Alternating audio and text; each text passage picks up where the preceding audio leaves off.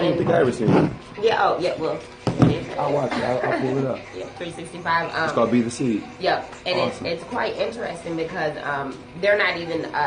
Oh, there we are, right there. They're not in the competition this year. I mean, they're not in the festival. Yeah, so I would have done it yet last year. Oh, wow. And then it was funny because we did this in such a short amount of time too, with hearing about it. That I'm like, oh, maybe I shouldn't submit it. I remember it was like I called. Oh my gosh, thank you so much. I called Fidel like maybe 8 times. Hi Fidel, do you have any seeds? Do you have any little baby plants? Like I didn't know what. I was like, we changed it, we reshot everything. It was crazy, but we made it. Y'all made the deadline and won. Yeah, so that came home with the bag. That was quite interesting. That's good. But rewarding moment. So as a filmmaker, I'm definitely learning to work under pressure. Like, what do you mean? The deadlines are real. Right. I'd love to see some of your work. Oh yeah. I'm gonna show you it. The deadlines are real. Right, because I'm always I'm broadening my network now of other filmmakers to work with and just their projects because this is you got a whole team working on this. Yeah, so for the last one we had like a crew of like 16, 17 people, and we had a really well known cinematographer, Rob Fisher, that jumped on board, which I'm still amazed by his brain and how it works with lighting and all that. I'm like, how did you see that? But I mean, that's like 30 years of experience. So yeah, there you go. That's so then the light's gonna hit her face right at a 45. I'm like, I didn't. That was way over. This certain emotion. Exactly. I'm like, okay, let's do it. Let's do it. Right. I didn't see that. It's all very calculated when it comes down to film and telling that short story, especially. You gotta get it all quick. Yeah, and so it's 18 minutes as of right now in the editing. So I'm excited. Hold on, let me make sure I look up. I hope my voice looks okay. I mean, sounds all right.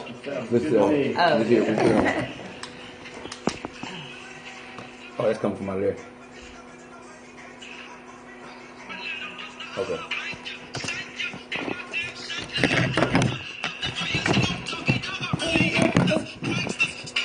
Is the video play as well, or is it just? This is live. Oh. The video is live and the radio is live. Where's the video live at? And we're live. This is on my Periscope. Oh, okay. Yeah. Okay. And it's archived, so I can shoot you the. Okay. Should I have anything on? Look at me. I don't really know radio. What'd you say? Am I fine? Am I yeah, positioned? you good. I just scoot up a little bit to the mic. It's good.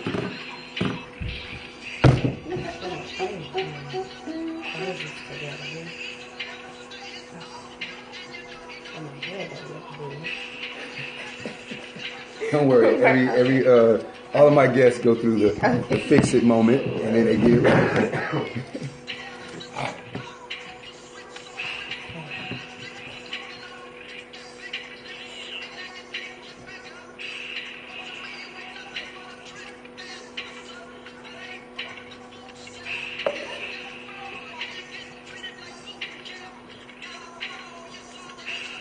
So, okay, I'm sorry, I have a quick question. Sure. So, we're not, can I talk now? Yeah. Oh, okay, I'm like. No, you're not on.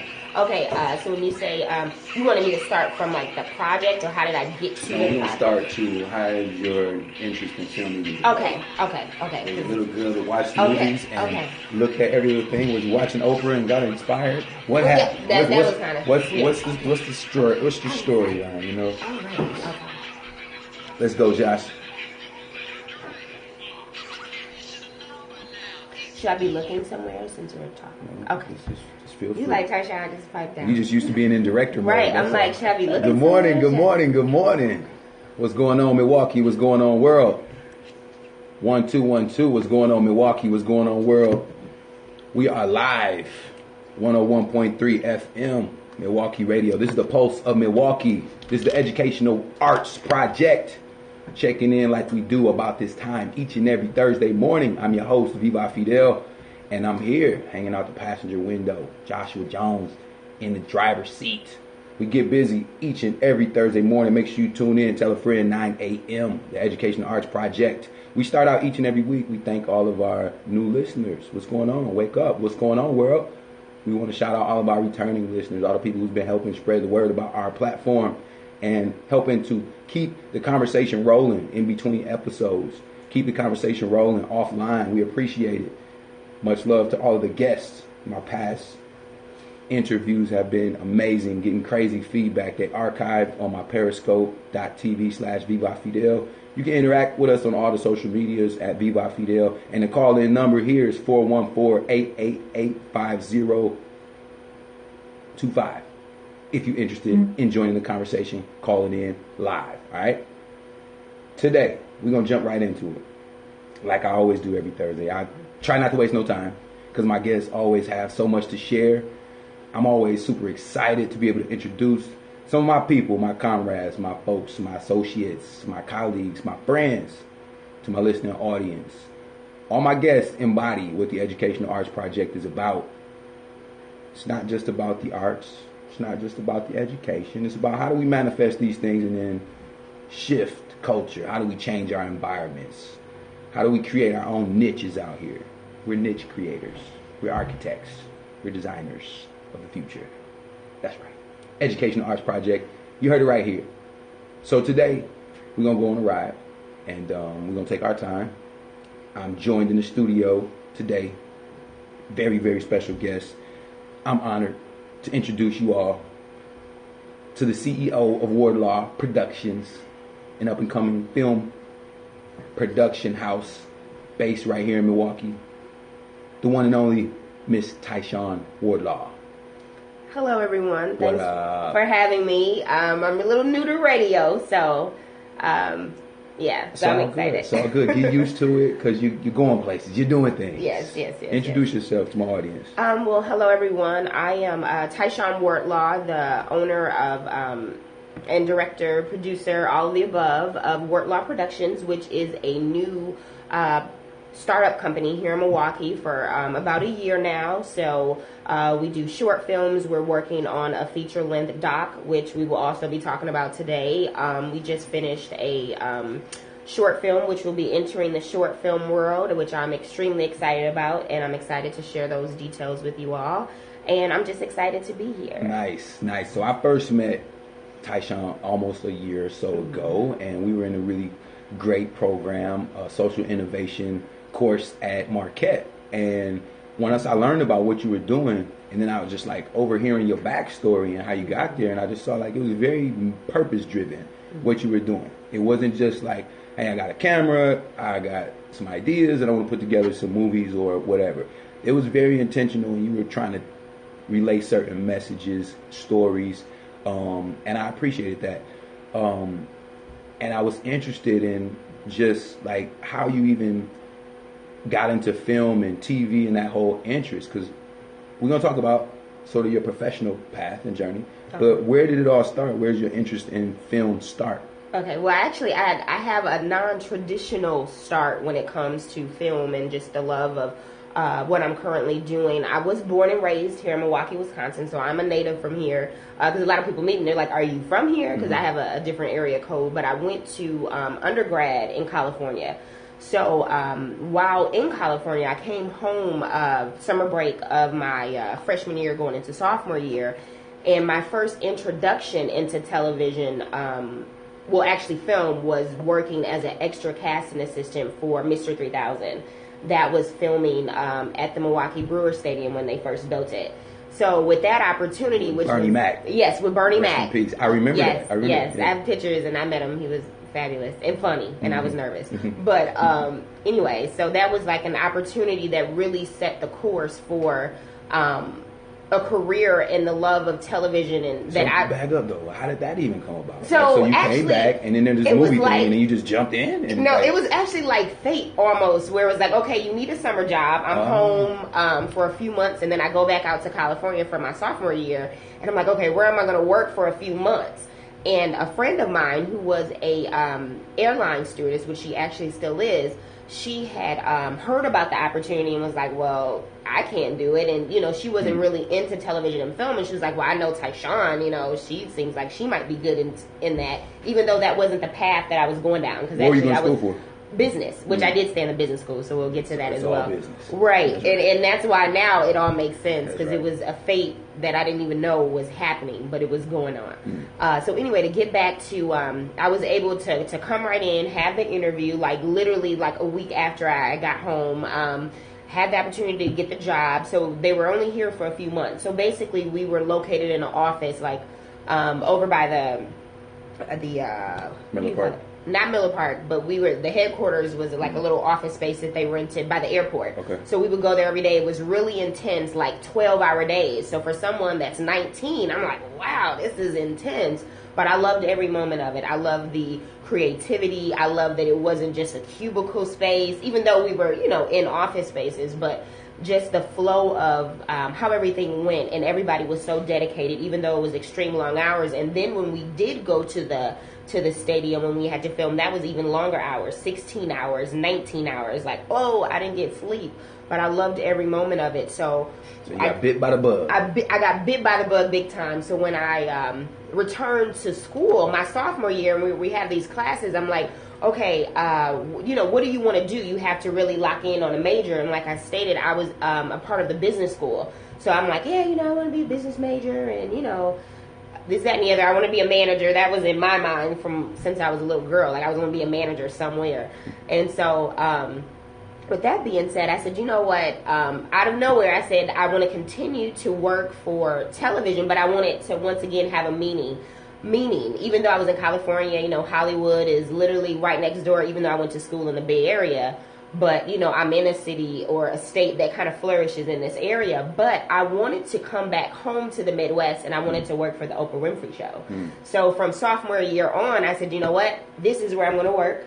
This is where I'm going to aim. So I spent all of my, the rest of the couple years kind of building my resume in television. Yet I stayed in the business school, and sometimes I got a little bit of slack from that, from some of the comm majors or the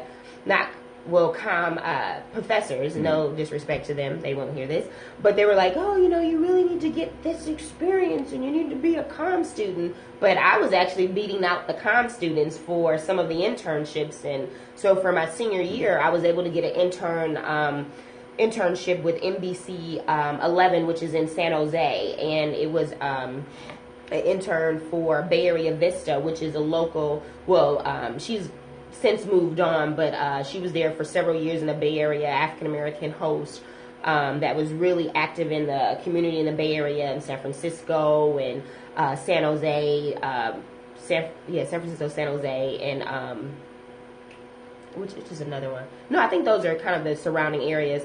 And basically her show was community-based. She would bring people on from the community, anything that was happening locally, when there were certain things that, when certain celebrities would come in town for certain events, she would interview them as well. So just a really prominent show in the area. And I was able to work with her and learn from her. And from there, I'm still building my resume. So with that being said, I stayed on path with, once again, going back to I want to work for the Oprah Winfrey Show.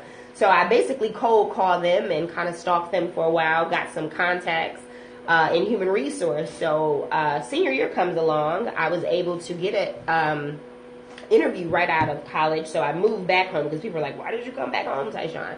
So I moved back to interview for Harpo. However, I didn't get the position. It was pushed back. So of course my life is like, what am I going to do now? Like, I moved back home, but I didn't stop there. So I was able, and when I say I made my detour in news here, because locally there's not, which I'm learning now, there's more opportunities for, television and film independently.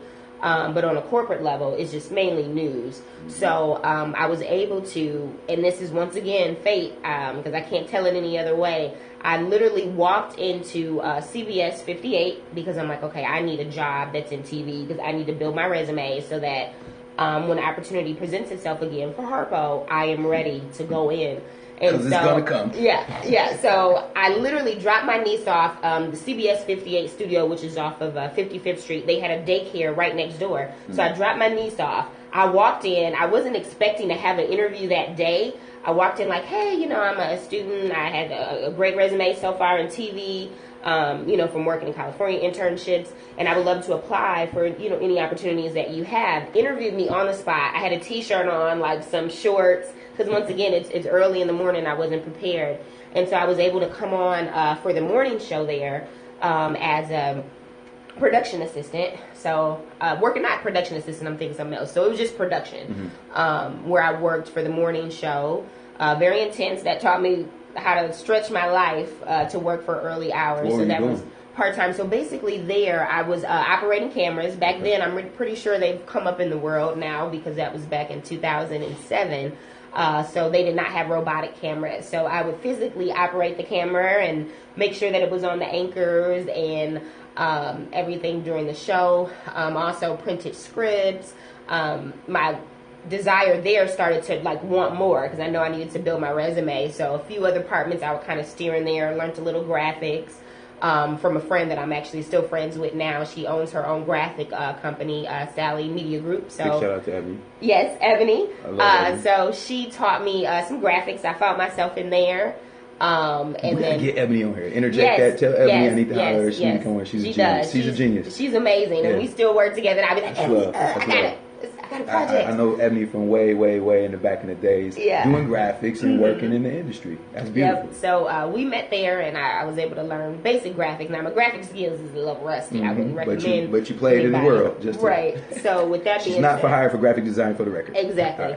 Right. And then just learning other things. I didn't learn to technical direct there. We had a little situation where it was like, oh, you're new, you can't learn. But that was one thing that I learned, that never allow anyone to kind of set the bar for you. You set it. Absolutely. So if someone doesn't want to teach you, find other ways to learn it.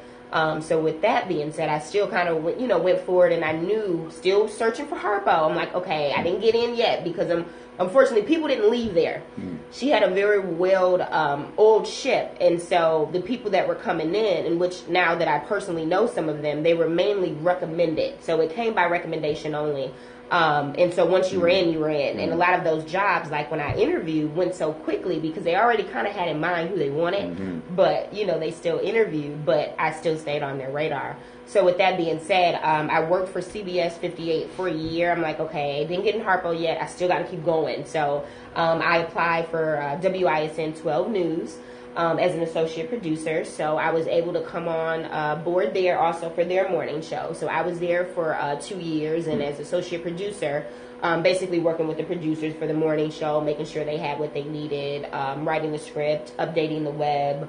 I worked on weekends. Weekends was my main shift, because also both positions were part-time. So I also had to learn how to, once again, manage my time with, still probably having an extra job on the side, because, part-time as an adult with adult time bills, you need to do something separately. So I've always kind of worked in television and a second job, which would normally be like secretarial or just anything that I could find that would allow me to kind of have a flexible shift in the morning. So I worked there for 2 years, and then I made a detour kind of out of news. And I got my master's in business management, and just kind of went on a whim. I didn't even know. I'm like, okay, maybe I feel like I need to go back to school. So I went back and got my master's. And then from there, magic happened. And that was also at WISN 12 News, another fate moment where a good guy that has been working there in production, he's the production supervisor, Dwayne Walls. I called him Dwayne Wade before. Dwayne Walls introduced me to Candy Carter, who was actually now the executive producer of The View, African-American woman who actually started out at WISN 12 News on their program. I don't think it was Teen Form. It was something else that was in the city many years ago. And she was the producer on there, won an Emmy. And then this was like in the mid-90s, and then she went to the Oprah Winfrey Show. So one morning, he was like, Candy's going to be in the building. Not knowing, once again, I'm still on my Harpo search. So I've probably met everybody in human resource. My name has traveled, but positions did not open. So he said, Candy's going to be in the building. I said, what? I said, who's Candy? I'm like, okay, whatever. Not knowing, I never told him that I was like literally for the last like 6 years of my life waiting to get in there. And so he said, yeah, I want you to meet her. And so instantaneously we clicked. She just, kind of gave me some ropes, even though there wasn't any positions open. But she still allowed me to kind of, come in, talk to her. We spoke over the phone. And so then I'm going to fast forward a year later. So once again, I'm out of news. The Oprah Winfrey Show is ending. It is 2011. The ship is coming to an end. So everybody, including her employees, are deciding what they're going to do, if they're going to stay on board with OWN. And with Candy Carter, I'm like, okay, by the way, let me backtrack. She also, while working there, she had a company separate called Hip Hop Baby, which was a series that she started to make DVDs for her son who has a physical disability. And what caught his attention was different movements and beats. And I do apologize, I can't recall the condition he has, but that kind of sparked Hip Hop Baby. So I'm thinking, okay, well, maybe I can go work for Candy with Hip Hop Baby, not knowing that she was actually going to start her own television production company. So once again, this is a fake story. So sorry, I got to tell all the elements. I'm a storyteller. I got to start from the beginning, middle, and end. So we're going to fast forward. I'm doing a contract in Chicago, to make ends meet downtown. So I said, you know what? This is my last day of the contract. I'm walking over to Harpo Studios because I'm downtown. It was a walk, but I walked over there. And I sat in front of the building and I said, if anybody comes out that I know, I'm walking up to them and I'm introducing myself, because I knew a few people, as I stated, from speaking with them over the phone, from having the interview. Of course, people's faces from are stalking on. them. Exactly. I didn't want to say it that way. So I'm like, I know them and I'm walking out. So literally, as soon as I said that, it's almost like they like, okay, Tyshaun, really, this is what you're going to do? Candy walks out of the building. She normally does not go. She said she normally doesn't go to lunch or, doesn't have time to go to lunch. But she walked out of the building. So I don't even remember how I got across the street. I actually think I glided or I don't even know. I floated across the street. So literally I stopped her mid-street. And I'm like, hi, Candy Carter. So I have to do my Tyshaun voice, which is really spooky, and I get excited. If you guys can't tell, I'm like, hi, Candy Carter. My name is Tyshaun, and I met you a year ago, and I was introduced to you by Dwayne Wade, because I'm so excited, which I forgot Dwayne was. And so she's like, okay, hey, because we never met in person, just over the phone. But once again, I'm like, hey, I'm in Chicago periodically, and I know the show is ending. I would love to talk to you. She's like, okay, so keep in touch. Let me get in contact with you. So this is 2011 in May, right before, as the show was wrapping. So I gave her a couple months. I cold called her in August, and she's like, hey, it is myself, Rick Siegel, which is another vet from Harpo. We have started our own production company. We're looking for people, can't pay you, it's interns, so they brought me on. I was with them for 8 months. I worked remotely, and I went down to Chicago, basically learning everything that I needed to learn. And this is what has helped me as a startup company, even though they were a little bit more advanced with investors and stuff like that, but just how to start the process, how to kind of navigate as a small company. So I was able to learn that within 8 months, and just learn the ropes about pitching shows and a lot of other things that we haven't quite started yet, but we have the experience to do. So from there, she introduced me into the talk show world, and I was able to go out to California because some of her fellow Harpo family they all kind of dispersed around the country, but they still look out for each other. So I was introduced to the executive producer at the Jeff Probst Show, which was the string of talk shows which was started in 2012, because since Oprah was off the air, everyone wanted to kind of jump on and see where people could go. So with that being said, I was able to move out to California. It was a shift, like a really swift move in like 2 months, and I was out there working, and I worked there for about 8 months. And then the show, unfortunately, even though I believe it was a good quality show, and Jeff was so amazing, so personable. So this is Jeff Probst, that's also, I believe Survivor is still on air, but this is the host of Survivor, so really down to earth. Was excited to work with him. We had a great, amazing team. Some of them were from Harpo, some of them LA based. But I learned a lot within that short period of time about the talk show world, so I was excited about that. But the ship went down because we didn't have the ratings we needed. So I was able to get introduced to the executive producer of the Steve Harvey show, because they knew that I was going to move back home to the Midwest. So I moved back home, and within a month's time, I was able to pick up kind of where I left off on season 1 and join the Steve Harvey Show.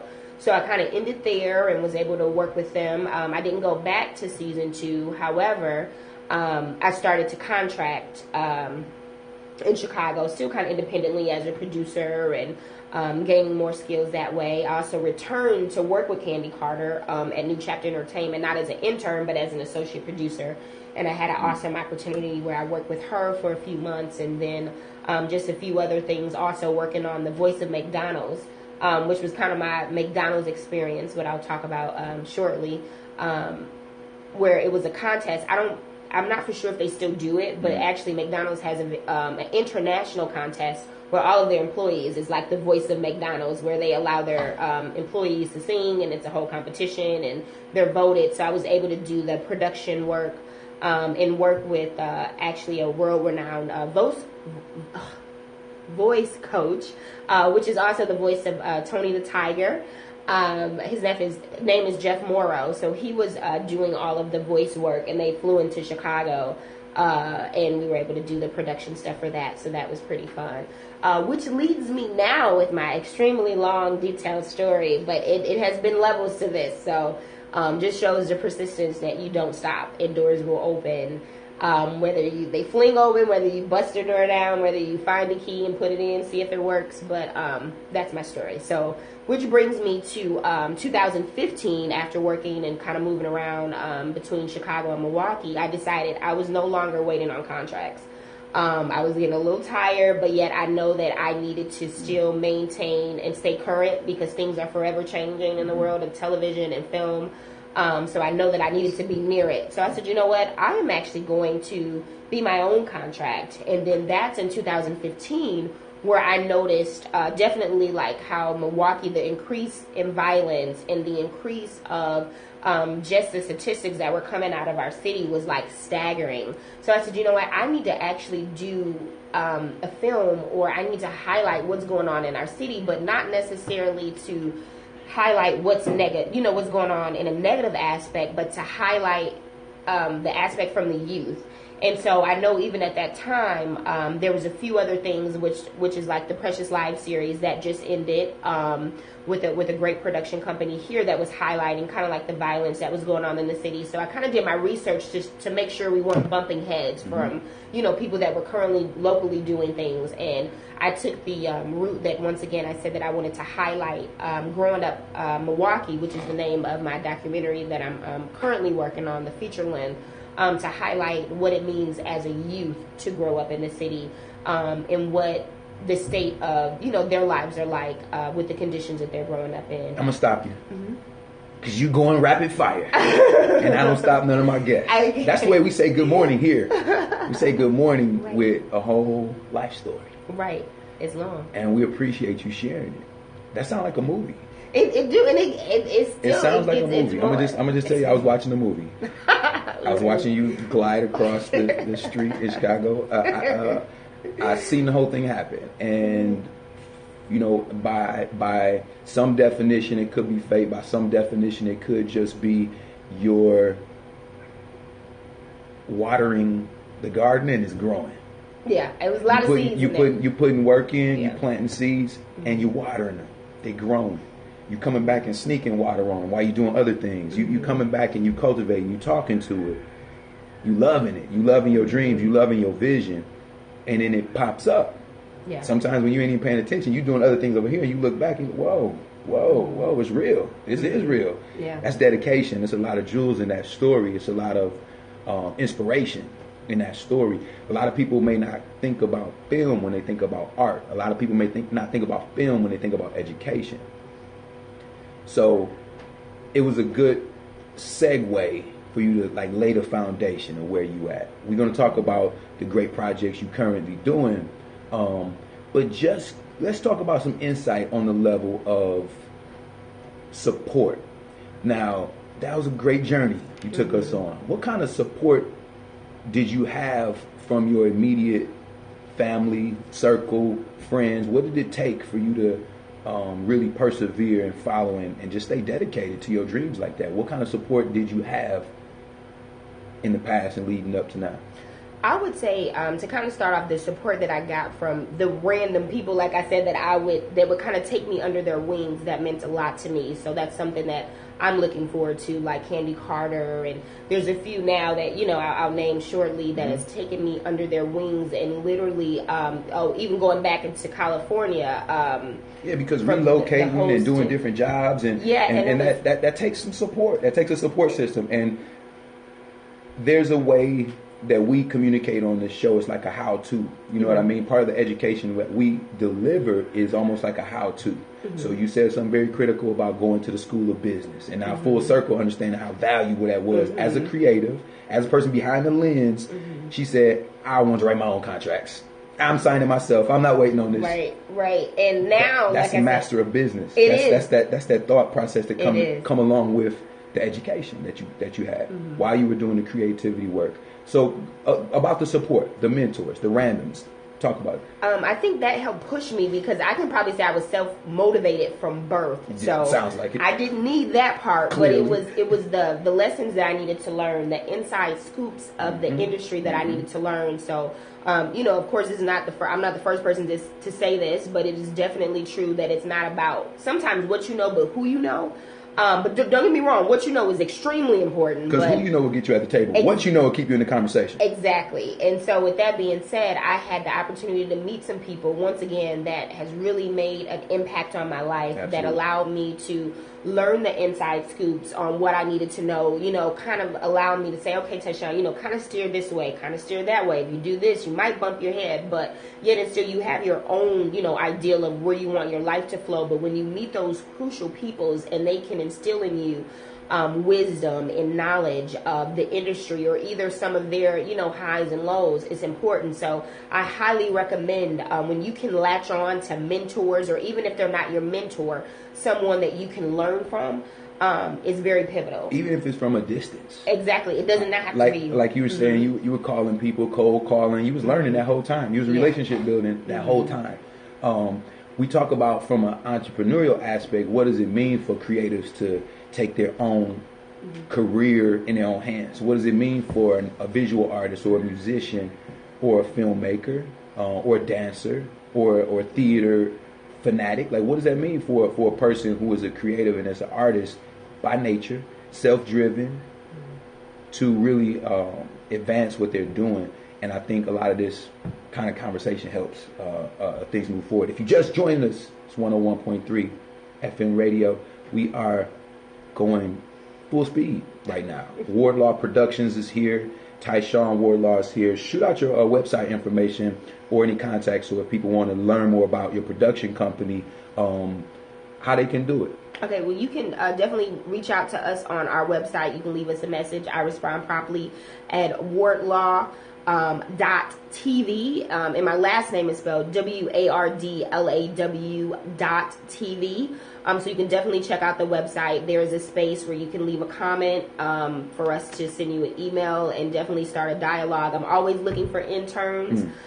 Because once again, to go back to what we talked about mentors, it was so many people that have taken me under their wings. And even though I'm still learning and I'm still growing, if I can instill even some of what I've learned thus far, or be an impact on someone else's journey that's just in college, or high school or whatever, or even out a few years and may feel stagnant, any way that I can motivate somebody to say, hey, I did it, even with doors closing, doors opening, sliding through state to state, I still did it. So I'm hoping to also be that, I got to bring you back down to the True School to talk to the video class again, too. Yes. So you can deliver that whole lineage of story, because it's inspirational, especially for a young person to hear that kind of dedication and discipline that come from within. Wasn't nobody telling you to do that and pushing you to do that, saying, hey, you got to go, you better make that cold call. You better go up there in the morning when you drop them off because you need to get this job. Well, you had a certain instinct, and that's what make things move. And being able to adapt. I was thinking about that on the way up here this morning, like, how people adapt, and sometimes how your environment make you adapt, but then also how you make your environment adapt. Yeah. And I don't know, I was thinking about like millions of years ago. Sometimes in my mind I'd be like thinking like, how did they do this millions of years ago? Exactly. That's just like, I don't know. I'm sidebar. Sorry. All right. So back to the Educational Arts Project. What you have going on now? is several projects, of course. But let's talk a little bit about the short film, not the short film, the documentary that you're working on, Growing Up in Milwaukee. Where's that at? And what's the projection for that? So it's currently still in pre-production. As I said, that was my very first, kind of out the gate assignment with Wardlaw Productions. And one thing that I've learned over the year to really be able to tell a quality story, because in my mind, in Tyshaun's perfect little world, I'm like, okay, I'm going to do this in 3 months. And then I realized, no, this is something that needs to be tracked longer. And then as I started to reach out to the community for support and for funding, I realized that, okay, actually, this is something that may take a few years. But I would rather it take the time that it needs to take to develop and really grab those stories and tell them the way they need to be told versus just rushing production. What's the overall outcome? Like, you're telling stories. One of the taglines is behind every statistic is a story. Right. Which is valid because Milwaukee is very well known and pronounced for some ugly statistics as it relates to poor and black people particularly. But a lot of times that's just brushed over as statistics. Unemployment, dropout, teen pregnancy, you name it. There's a lot of crazy statistics we can go on, and we're kind of infamous for these things at this point. I don't know. Sometimes I wonder, do they say the same things in every city? Like, is the media in Pittsburgh saying the same statistics? Is the media in Detroit like? Is it just? I don't know. All right. Right, because it seems like if you go on our wonderful internet source, you see Milwaukee pops up every time. Yeah. Like, whoa. Yeah, and then you go to other cities, you see they popping up in the same things. You're like, yo, this is all just crazy. So behind every story, nationally, internationally, behind every statistics, there's a story. What's the overall goal or outcome that you would like, maybe from a viewer standpoint? I'm going to see this film. I'm not from Milwaukee, but I heard about Milwaukee and this zip code and that area and this incident and all this kind of stuff. Now I'm getting the backstory. What would you want the viewer to take away from that? Well, the takeaway I'm hoping is to build hope, to let, and also even within the youth that we're shooting, that all hope is not lost. We don't want to, Hollywood it out and be able to airbrush their story. So we want to be able to tell it in its entirety, the good, the bad, and the ugly. But yet and still, we want to be able to instill hope and show that all hope is not lost, even with all of the numbers. This is still our story. This is still our city. And we're here to help in any way. And, also within that documentary, getting the community involved and introducing these youth to programs and things that they may have not known existed. Because sometimes what I've been finding just over this past year, that some of the kids, they don't go off their block radius. So they don't know that there's True School and there's other outlets out there for them. They like, well, whatever. All we know is our family structure, and the lack thereof, and that's what we got. So we got to make it happen. You absolutely on point. I'm in a conversation with some people that are doing some great work around water in Milwaukee, and they're doing studies and finding. I ain't gonna say studies. I'm gonna just say they're doing some surveying and some digging and finding out that a lot of youngsters in Milwaukee never been to the lake, never been to Lake Michigan, never been to the beach, and that's unfathomable to me. I grew up relatively close to that area, but also just because you think of what exposure means to a young child's mind, and why would you deprive a child of that? And sometimes their parents are deprived. So then you go back to that backstory. With our youth, they get easily singled out and isolated, and people are so quick to be able to point the finger or put a bullseye on them, when really it's a family dynamic behind that story. It's a community dynamic behind that young person's life that should be layered, pull back those layers to be able to sort of dig in and figure out what's going on. Where's the imbalance, or where's the love that we can uplift? There's a lot of different layers to these stories, and a lot of hope and love up under these statistics, and resilience. You know what I mean? Because you put those statistics, you put our conditions up against a lot of people, and they would never be able to survive or thrive. And what our young people are, really doing amazing things under certain devastating apartheid-like conditions. I said it. It's the Educational Arts Project. Yeah. We are here with Tyshaun Wardlaw. Now, you know what else is dope? Is I just occurred to me as you were speaking. we talked about the Black Alley Cat project on this show. We had Tia Richardson on this show. So it's just, deep to another example how these things intersect. You documented that project. I did. And that is, again, how these arts experiences connect, how these different career pathways unexpectedly sometimes connect. And sometimes people may not think outside of the box.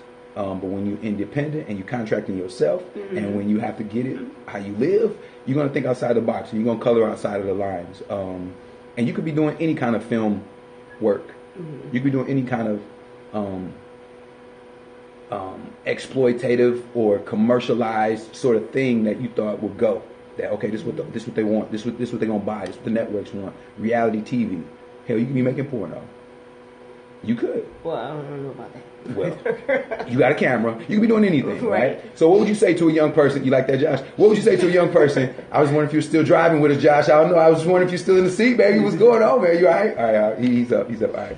That goes for the rest of y'all, too. So what would you say to a young person or a parent who's interested and, play with technology? I mean, people making films on their iPhone now, right? I mean, it's a whole genre. Yeah, it's a big thing. And there was actually a film that was currently through the film circuit of, it's called 9 Rides. That was actually shot with the iPhone. I know exactly what you're talking about. Yeah. And so what would you say to a young person or young creative or even a parent? We talk a lot from a parenting perspective here. What would you say to a young person, let's just start there, who is interested in media and who can't, maybe see opportunities on that level, maybe 15, 16, but they're great at Snapchat videos, or they're awesome at editing on their devices and all of that stuff. Like, what kind of words of wisdom would you give them? I would say, first, maximize your talent and your potential. When you know when you have a gift, whether anyone else in this world has to highlight that, you don't need validation for it. You know it in the inside. Tap inside of that. Like he said, if you currently know that this is something that, comes easy for you, or this is something that you can do in your sleep, start to tap into that.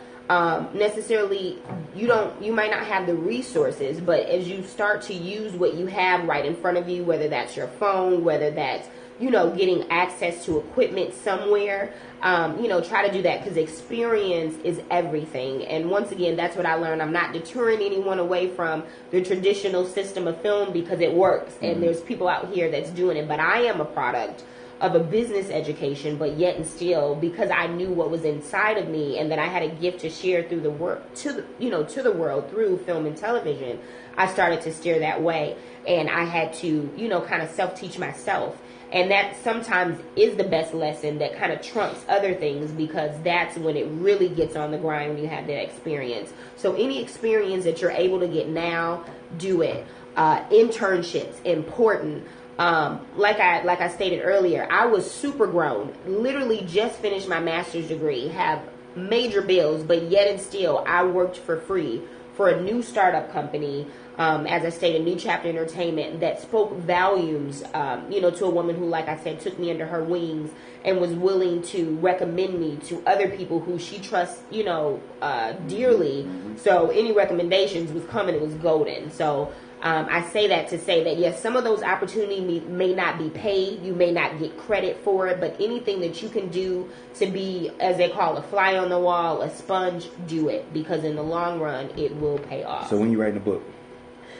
Yesterday. Okay. Good. Let us know, as the rollout happens, so we can support that. And we can help push that. Right. We can help tell that story, because it's super important. And also, pick a bigger target. She just told you she had her sights set on Harpo, on Oprah, from years and years ago, and it was locked, and that's what you were shooting for. And we still have some unfinished business on mine. I'm knowing. We're like 10 degrees separation. She doesn't know I'm coming yet. Not even that. Right. But I know her homies, so I'm creeping in there from the sideline. Hey, I need you to hook up that meeting. So it's going to be a merger in the near future. And when that story is told, it's watch, it's going to turn into something. Right, Fidel, I need you to go. Yeah. I'm a part of the story somewhere. I don't know. So speaking of part of the story, let's talk about that McDonald's thing. Okay. Not that McDonald's thing. Sorry, that was very minimal. Okay. That was very minimal. Sorry. let's talk about the fact that you entered this contest with this McDonald's 365 Black Filmmakers contest, and you won. I did. And you brought home the prize. I did. So last year, which I left that out in my long bio, last year, another mentor of mine, Margaret Hennington, that's worked in the nonprofit world and everything, she said, you know what, Tyshaun, I love the American Black Film Festival, and I watch what they do from year to year, and they have this contest you need to enter. And I'm like, okay, well, I'm kind of working on this. And then I work a regular 9 to 5 as I build the company out the ground. I'm like, I don't know.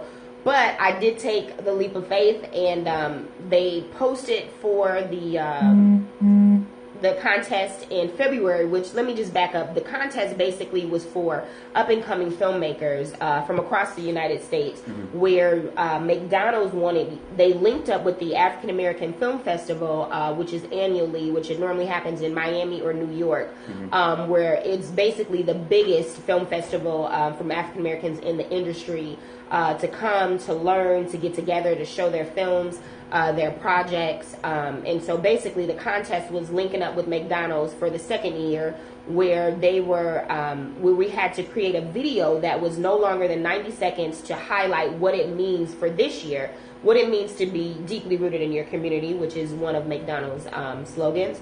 So basically you had to kind of come up with that concept, have a few taglines in there that would require, for McDonald's to be able to air it. So I got on board. I started thinking, how did I want to highlight my community, which, of course I was going to highlight Milwaukee. So I decided to highlight a local father and son and the interaction, because once again, with working with documenting youth, I find that the father and son or daughter and son relationship is non-existent in a lot of homes. Unfortunately, because some of the fathers are incarcerated. So I thought that was pivotal to show, some of those interactions where I do know that the father is involved. So we did have a local talent, Hank McGowan, which is a good friend of mine from Milwaukee Vincent. We went to high school together, and he's also a part of Yes, who's doing great things in the community, that organization. And so I approached him to see if, him and his son wanted to be a part of the project, which we have, theater history with each other. So I knew that they would be phenomenal. So basically they came on board and allowed me to interrupt their lives for like a month, because we had a very quick turnaround. So we were able to film the project surrounding a father instilling seeds of confidence in his son. And we did that in the way of urban farming. Even Fidel had his seed debut in our first edit, because I was trying to come up with the concept that I wanted to show, but then our first edit didn't work out completely. So that's another thing. Sometimes you just have to be really quick on your toes. So Tyshaun was coming to my house one night. It had to be like 9 or 10 or something to pick up a little plant in a pot. Some of my starters. I don't even know what that was. It was like I don't even remember what it was we were growing, but they had just popped. And she was like, do you have any? I was like, well, yeah, actually I do. I got a lot of them, actually. So it worked. And you were on it. And then that one died. And he was like, I need another one. I didn't know it was going to die. Yep, plants die if you don't love them. And so you came and got another one. Even though that didn't work out the way you maybe envisioned it at first, that again, that's part of the game. That's part of what we do as creators. We adjust and we stay fluid and we stay ready and we get it done. Right, and that also means to have great connections, because you definitely want to... Who you going to call for a little starter plant? Exactly. You have to know resources. Be very resourcely. That's basically what I'm saying, because you will need them when plan A doesn't work out. So basically, we had to reshoot 2 days before it was due, because that first edit did not work out. Everything that we viewed it and we said, this is not it. My editor was like, this is not going to work, Tyshaun. So I basically rewrote the concept.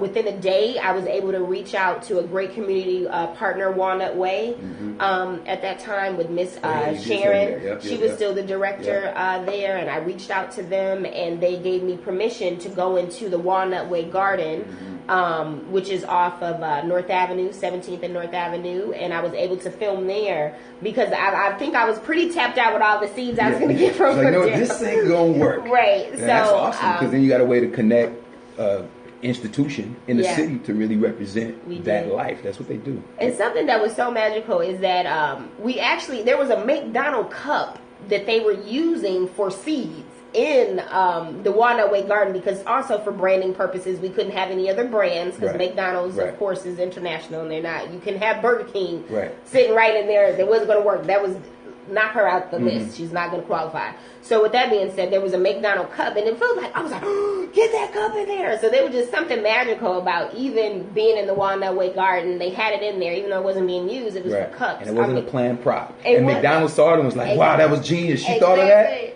And I was like, no, actually it was there. So that was special. But it turned out fabulous when we were able to. You didn't take credit for that? You were like, yo, I set that up? No, I didn't. I was like, it was actually there. I couldn't wait to tell him that. So I did tell him that when I actually got to the film festival. Like, it was literally sitting there. Wow. So let me fast forward, guys. I'm so sorry. My stories are so detailed. I can't help myself. It's all good. It's all good. We'll have you back. We can go back down memory lane. Be like, you need 3 hours to talk to Tyshaun, because she will talk you to death. So with that story, we were able to get it in on time. Of course, I'm nervous. I'm like, well, what about, because it was still a glitch here and there, with the filmmaker, you want to perfect it, but we're trying to perfect it within 24 hours. It was, a few things we still would have changed, but it rocked its way through. And I was able to get it in, and I got the call. Well, I got an email actually saying that I was a part of the finalists, because they chose out of 80 videos, which I didn't know that at the time. I was one of the 3 finalists. Wow. So we were chosen to.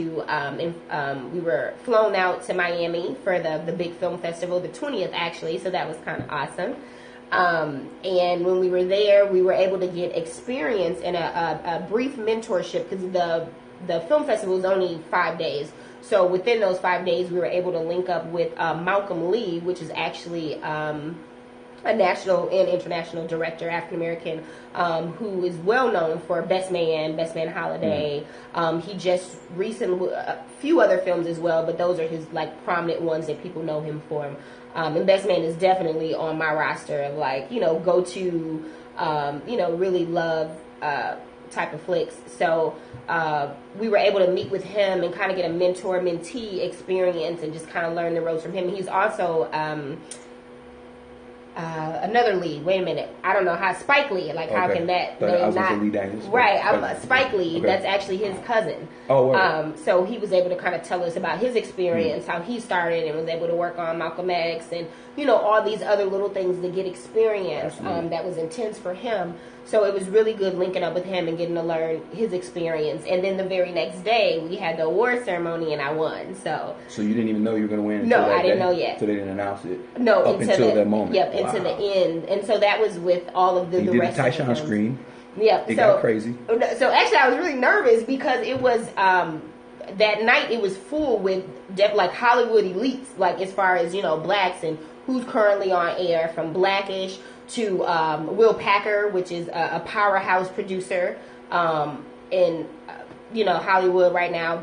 They're all in the audience. So here I am, from Milwaukee. I'm like, oh, let me hurry up and go up there. So my speech was extremely short, because I hadn't earned my dues to give an Oscar-winning speech yet. So it was just like, I don't want to thank the Academy yet. I just want to thank everybody. Thank you for the opportunity. And then I, went off stage fairly quickly, but it was a great experience. It allowed me to get national coverage, which just kind of highlight what I'm currently doing with the Growing Up Milwaukee, and also just opened other doors to have some great resources. So they cut you a fat check. Well, it was more equipment based, so the fat check didn't come yet. But that was able with the starting up company. Still great. They did give me a package, a $2,500 package for equipment, so I could do anything I wanted. Because then they're very strategic. Because with a new startup, you probably would have paid some bills with that money. But they're like, no, it's going to be for equipment, which I needed. So we were able to purchase. For the record, I didn't know what kind of check they cut. I just said that because it was McDonald's. So right, they could have gained more when you think of McDonald's, all right, but let me ask you this. Please let my listeners know where they can see that short clip, that award-winning short clip. Yes, well, you can see that wonderful 90 seconds that highlights Milwaukee and all of its greatness with the father and son relationship on McDonald's national website, which is the 365 Black website. So it is still on there. You can go on that website, click on the event link. And then if you go down to, I think it says like McDonald's Loving It competition, and you click in there, and then it has my bio as well as the 90-second. And it's called Be the Seed. It's called Be the Seed. I like that. It's called Be the Seed. I haven't seen it yet, for the record. I was in pre-production, but I didn't see it yet. I'm looking forward to checking it out because I was super proud when I saw you post it. Like, I won. I was like, oh, I was hyped. I was hyped. And I know how excited you were. Like, as it was coming on, the pressure involved with the deadline. You know what I mean? I get excited about stuff like that. And I think that that's also a great testament to that visioning, that dedication. You know, I knew what kind of pressure you was under, how you had to re-scrap and revamp, and I'm like, and she got it. I was hyped for you. That's great. And one more time, shoot out your information so people in Milwaukee can link with you. People from around the country that tune in can link with you if they're interested in supporting your work or possibly interning or participating or being involved in what you're doing. Okay, great. Well, you can reach me on my website, which we do have a link to send me an email, which I check very frequently, which is wardlaw.tv, WARDLAW.tv. Also, I do have social media pages, which I check very frequently. One called Growing Up Milwaukee, which is a Facebook page just for the documentary, as well as Wardlaw Productions Facebook page, which is for the company. So either way, check us out on our Facebook pages or send us a email on the website, and we will respond. Nice. And then who are some of the, I was thinking about this, who are some like present day women that are shooting, black women particularly, that we should be on the lookout for? Because I couldn't think of many. I could think of a couple, but I don't even want to name them. I want you to name some. Like, who are some indies or established that we should know about? Well, of course, I think you all kind of know about Ava. They might not. Because that was like one of the only ones I could think of. Right. Okay. Or, and excuse me with pronunciation, because people have some names, and I know they pretty sure they pronounce my name incorrectly. Her name, she's behind the scenes. She's a producer in Hollywood, known for Girlfriends, known for The Game. Her name is, I know her last name is D. Brock. Her first name, and don't quote me on that, but if you look up the creator of The Game, of Girlfriends, she is on the top list of like producers, African American producers, who is definitely making it a mark, who's setting trends where you don't necessarily hear her name often because she's behind the camera. And I think so many times, you know, if you're not making that Hollywood, you know, blockbuster, you don't see them or they don't get the accolades. There's also another African American woman, which I had the opportunity to meet her at the African American Film Festival. She's actually the executive director of Power.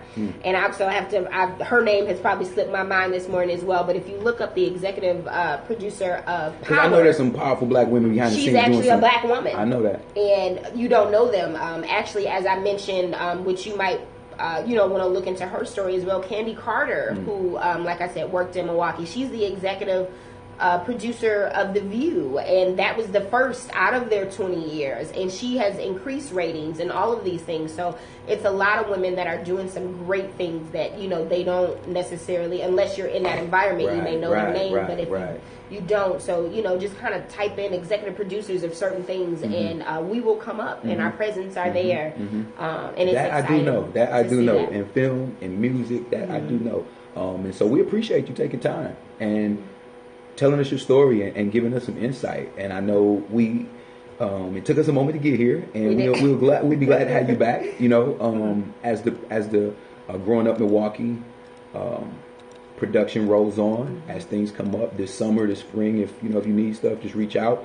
And then also any of the other things that you have coming up, just let us know so we can announce and support. In my very short time that I have left, I actually just finished, because we didn't get a chance to talk about the short film that I just did, because we were talking about everything else. But I'm gonna sum this up in 1 minute. So I was also able to just in a very short amount of time shoot and finish a short film focusing on human trafficking here in Milwaukee. You're right, and that was part of the whole conversation we were supposed to have, right. Tyshaun. So we would definitely revisit that. See, we talk a lot, but within this short time, it was amazing because I did get really good support. We're still wrapping it up right now. However, that's going to be hitting the Short Film Festival. I'm also returning, hopefully, for the HBO contest for the African American Film Festival. We entered that this year. What's the short that you all just wrapped on human sex? So it's called Hummingbird, A Sister's Courage, which is focusing in on, it's actually a narrative, so it's not a documentary, but it's focusing in on a young lady that goes undercover to retrieve her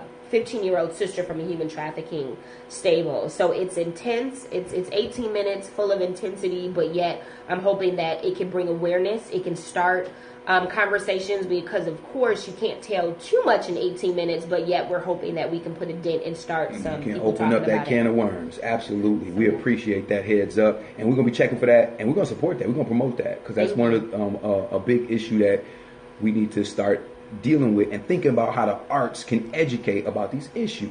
You know, we're going to go into it another time. We're going to bring Tyshaun back. We appreciate everybody that's been tuning us with. Josh, can we go out with some Scarface?